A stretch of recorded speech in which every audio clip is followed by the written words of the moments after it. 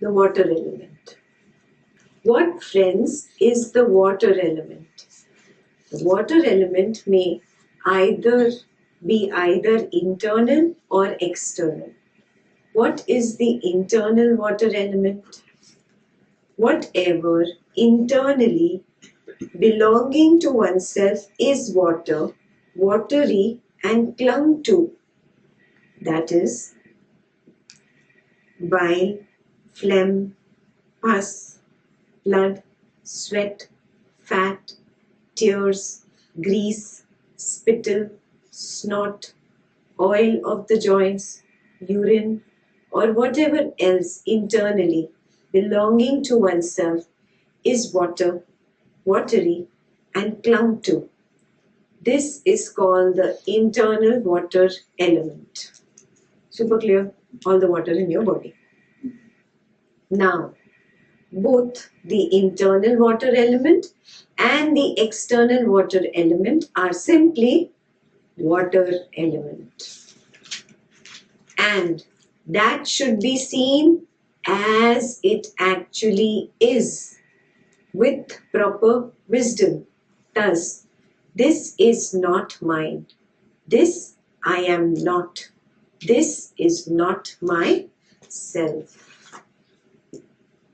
When one sees it thus, as it actually is, with proper wisdom, one becomes disenchanted with the water element and makes the mind dispassionate towards the water element.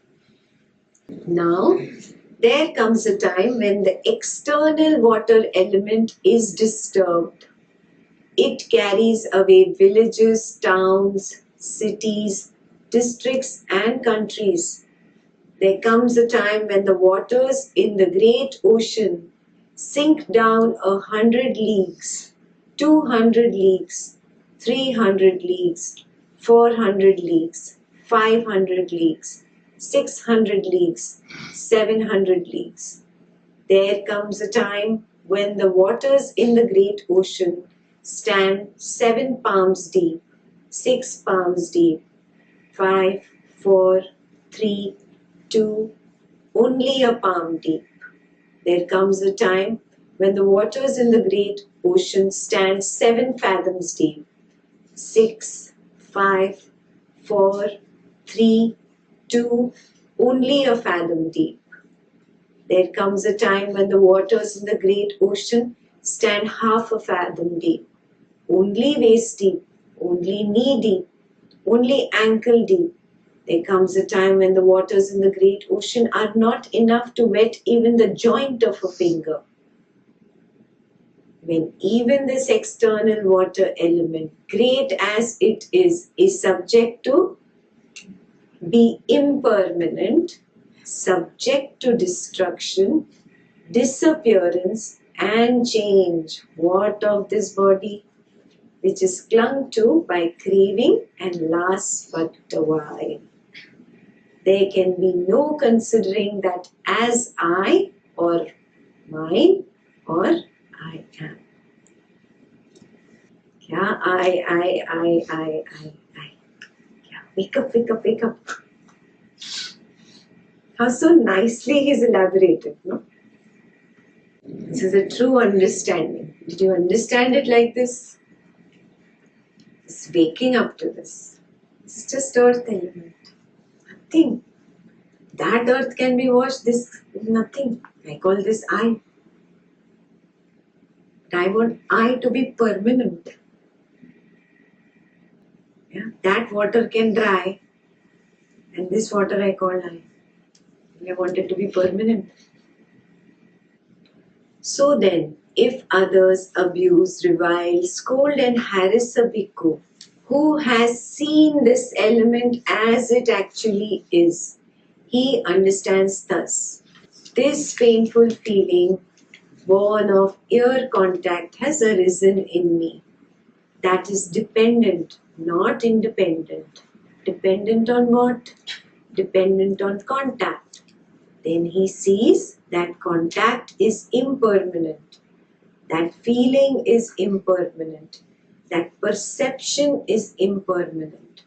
that formations are impermanent and that consciousness is impermanent, and his mind, having made an element its objective support, enters into that new objective support and acquires confidence, steadiness, and resolution. Now, if others attack that bhikkhu in ways that are wished for, undesired, and disagreeable, by contact with fists, claws, sticks, or knives, he understands thus: this body is of such a nature that contact with fists, claws, sticks, and knives assail it.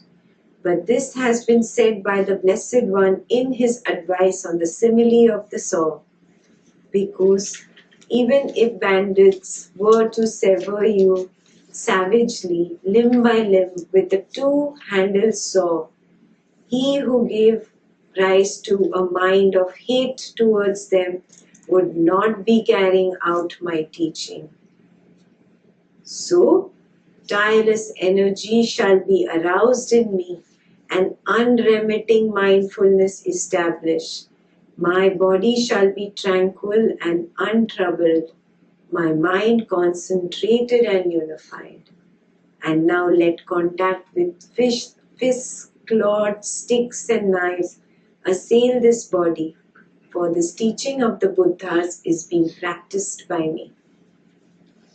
When that bhikkhu thus recollects the Buddha, the Dhamma, the Sangha, if equanimity supported by the wholesome does not become established in him, then he arouses a sense of urgency thus: it is a loss for me, it is no gain for me, it is bad for me, it is no good for me, that when I thus recollect the Buddha, the Dhamma, and the Sangha, equanimity supported by the wholesome does not become established in me. Just as when a daughter-in-law sees her father-in-law, she arouses a sense of urgency to please him, so too, when that bhikkhu thus recollects the Buddha, the Dhamma, and the Sangha, if equanimity supported by the wholesome does not become established in him, then he arouses a sense of urgency. But if, when he recollects the Buddha, the Dhamma, and the Sangha, equanimity supported by wholesome becomes established in him, then he is satisfied with it. At that point, friends, much has been done by that bhikkhu. First, I saw that criticism as permanent. Now it is a new support that I understand this is impermanent, because now it is not intellectual anymore. It is my experience. I saw it. You saw it, no? So impermanent. It comes and it goes. It comes and it goes. It arises and falls. Big difference happens. Big difference. Yeah? It's like the world continues the drama that it was involved in, and suddenly you have quit the drama. So how much ever they dance around you, yeah, they cannot take that meditative Buddha out of you. You have realized the truth. This is your support now. This is impermanent. How can I react to this? So stupid. It'll be like reacting to a movie thinking you're the hero of the movie.